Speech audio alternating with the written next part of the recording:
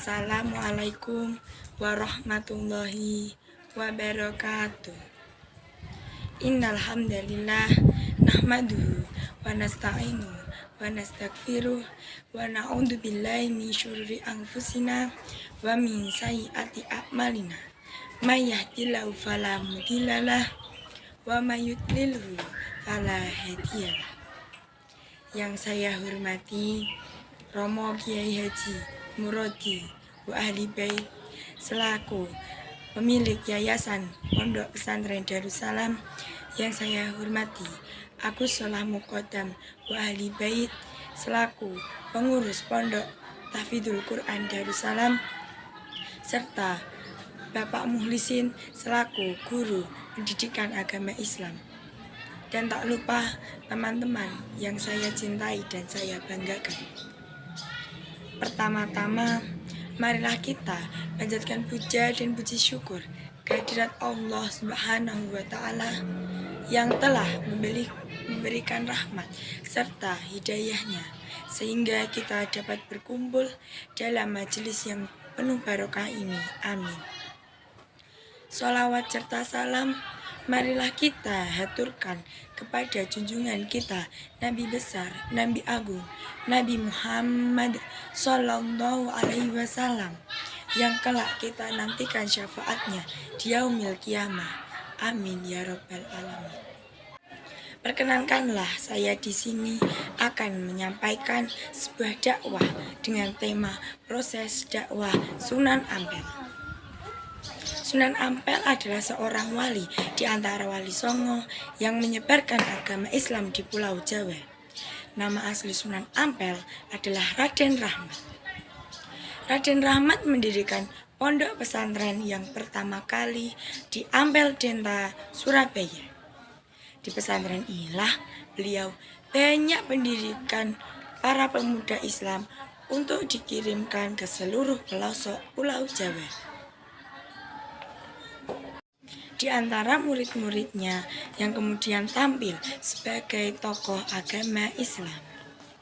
Usaha Sunan Ampel dalam mendirikan pondok pesantren tidaklah sia-sia, karena banyaknya para pemuda dari berbagai penjuru tanah air berdatangan ke Ampel bertujuan untuk menimba ilmu agama dari Sunan Ampel.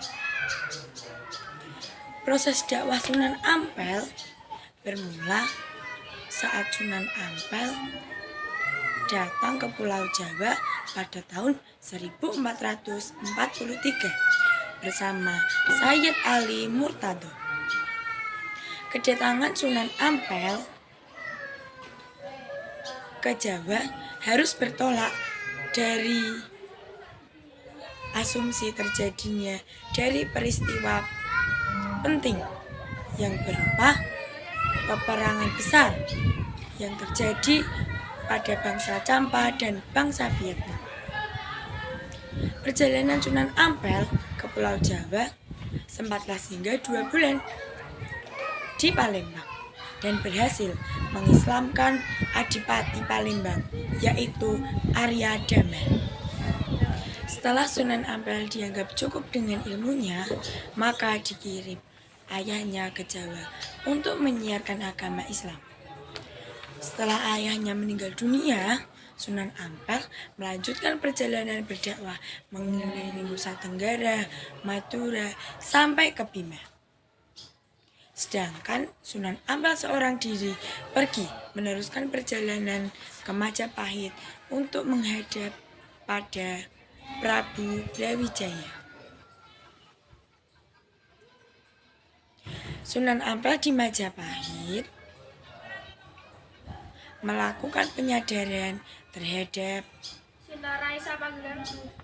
masyarakat yang pada saat itu kondisinya sangat kacau, di mana masyarakat melakukan judi, mabuk, serta melakukan pajak yang mereka gunakan untuk berfoya-foya.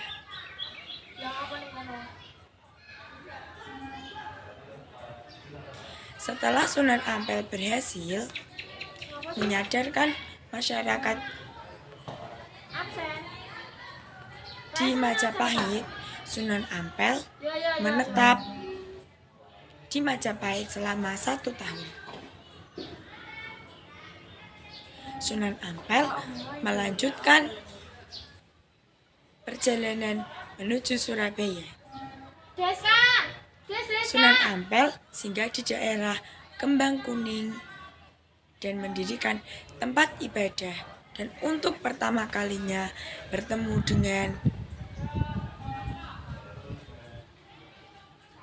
Wirjo Sarojo serta menjadi pengikut Sunan Ampel beserta keluarganya. Dakwah Sunan Ampel berkembang di Ampel Denta dengan banyaknya masyarakat masuk Islam. Beliau kemudian mendirikan rumah kecil atau langgar untuk tempat pendakwahan yang berkembang dan mendirikan pesantren di mana para santri menerima pelajaran agama Islam.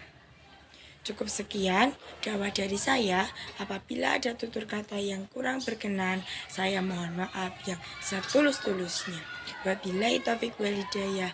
Wassalamualaikum warahmatullahi wabarakatuh. Sunan Resik Maulana Malik Ibrahim, Sunan Ampel